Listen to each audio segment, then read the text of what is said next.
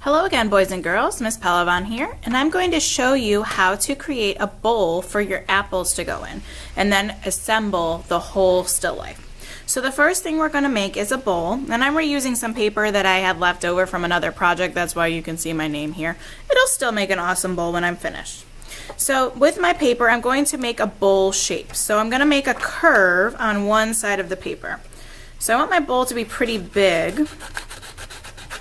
So I'm going to make a curved line, kind of like a half moon shape, so that it can hold my apples.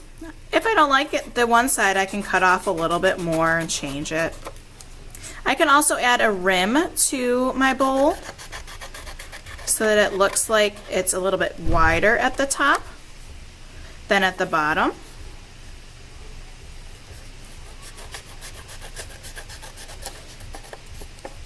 So there's my bowl shape, and you can try some challenges here. You can try to make some holes in your bowl, you can try and make a basket, you can try and do many other things, but we're just going to try and focus on the bowl for right now. Now I want to add some decoration to my bowl, so I'm going to use some crayons here.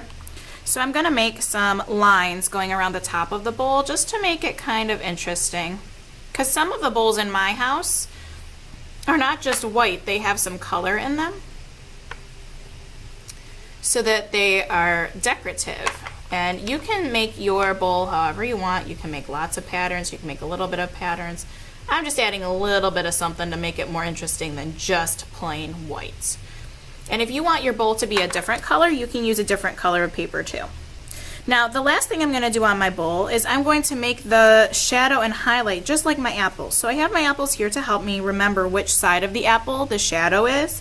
So my shadow is on the left side of my apple. So I'm going to make my shadow on the left side of my bowl. Just like I did with my apples, I'm going to color with a curve because my bowl is curved.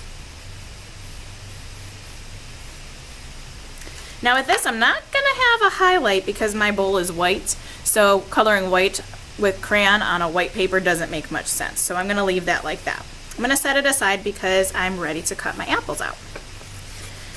Just cutting around the perimeter of my apple shape and saving it for later because we're going to glue everything into our still life when we're all done.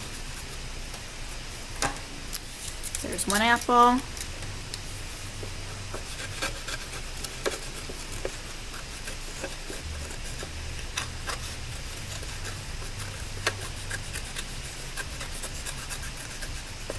Two apples,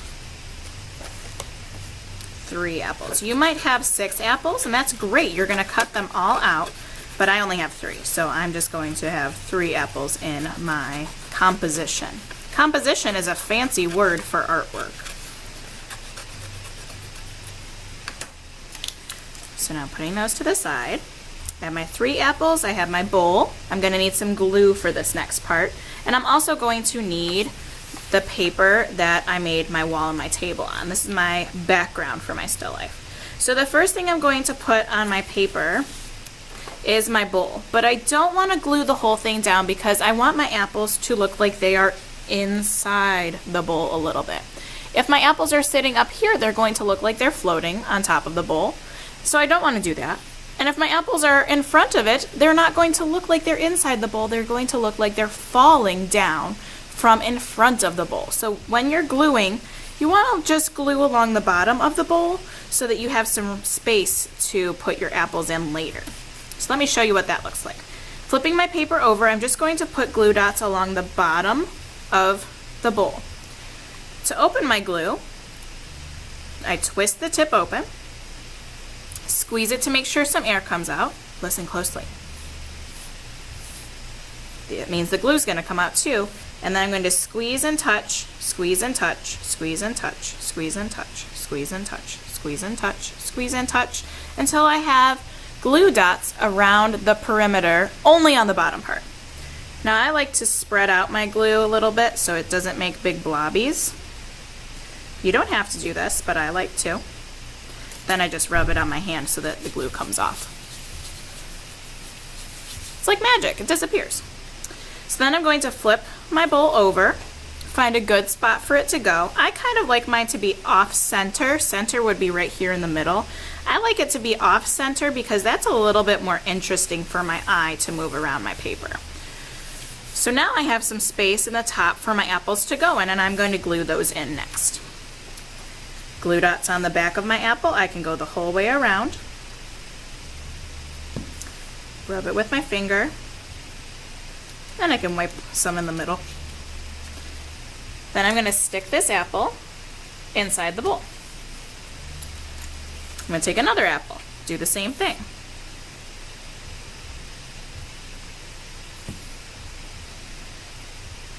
Rub it with your finger, wipe it off in the middle,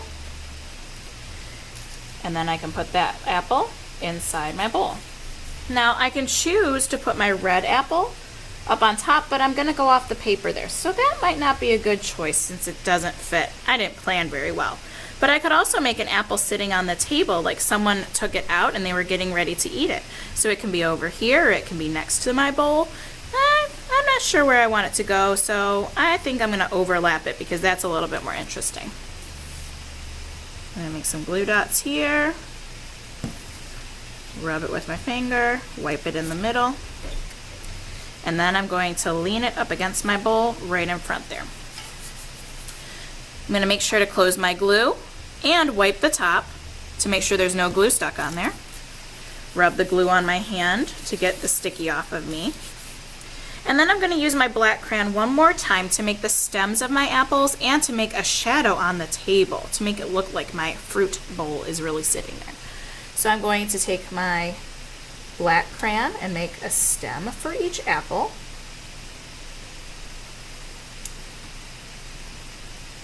Just like that. And I can even put like a little line there to make it look like the stem is coming out of that part. Do the same here. Okay. Next I'm going to put the shadow on the table. So I'm just going to make a really, really dark spot coming off of the same side as my bowl and my apple. I don't want to make it too big though because I want it to be about the same size as my apple is tall.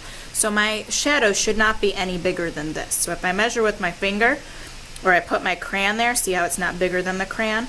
And then I turn it to the side, I don't want my shadow to be any bigger than that.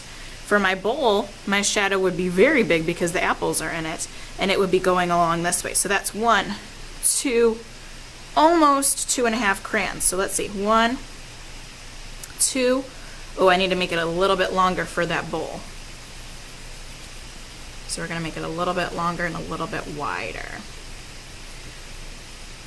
You can also use your leftover green paper here to cut out some leaves for your apples if you'd like to, but that's up to you. This is perfectly finished artwork. If you are all done, put your paper on the drying rack and clean up and be ready to go for our line.